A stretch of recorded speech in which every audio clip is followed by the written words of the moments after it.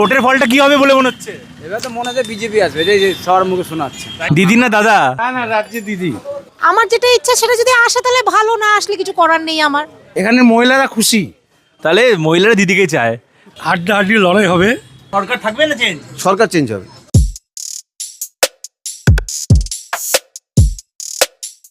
বিধানসভা নির্বাচনের দামামা কিন্তু বেজে গেছে।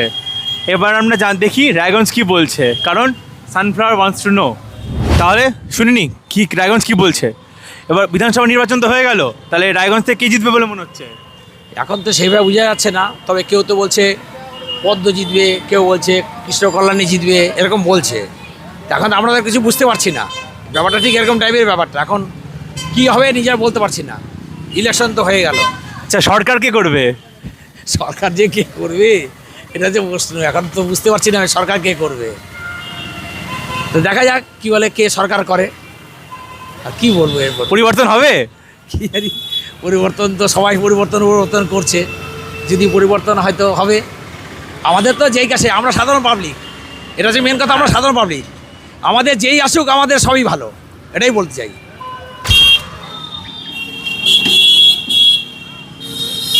কাকু, ভোটের ফলটা কি হবে বলে মনে হচ্ছে? এবার তো মনে হয় বিজেপি আসবে, এই যে সবার মুখে শোনাচ্ছে। রায়গঞ্জেও? হ্যাঁ। আর সরকার? এবার সরকারটা আমি বলতে পারবো না, তোমার কি মনে হচ্ছে? এবার আমি বলতে পারবো না। এরপরে পরিবর্তন হবে? পরিবর্তন তো আসার কথা। হবে? পরিবর্তন তাহলে হবে। তাহলে কাকু, ভোট তো হয়ে গেল, কি মনে হয় কে জিতবে? আমি তো কোনো রাজনৈতিক দলের সঙ্গে যুক্ত না, রাজনীতি করেও না, আমি এটা সম্বন্ধে কিছু বলতে পারবো না। পরিবর্তন হবে? সবাই তো বলছে পরিবর্তন হবে বলে। শোনা যাচ্ছে, এখন কি হয় দেখা যাক 4 তারিখের পর। 4 তারিখে? তাই 4 তারিখের জন্য ওয়েট নাকি? 4 তারিখের জন্য ওয়েট। চলো সবাই আমরা একসঙ্গে দেখবো। কি ভোট তো শেষ, দেখা যাক কি গো রায়গঞ্জে কি হবে বলে মনে হয়? রায়গঞ্জে এখন রেজাল্ট না বাড়ানোর পর্যন্ত বলা যাচ্ছে না কি হবে, বুঝলা তো।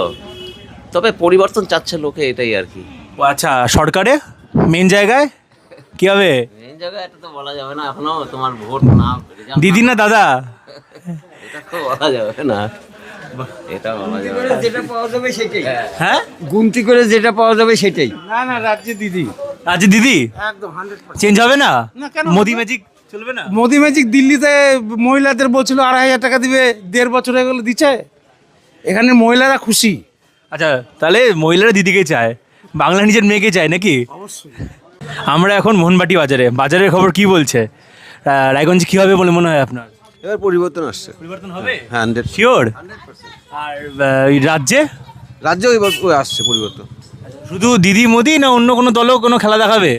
না, এবার তো তোমার সিপিএম তো খাতা খুলবেই। খুলবে? কটা পাবে বলে মনে হয়?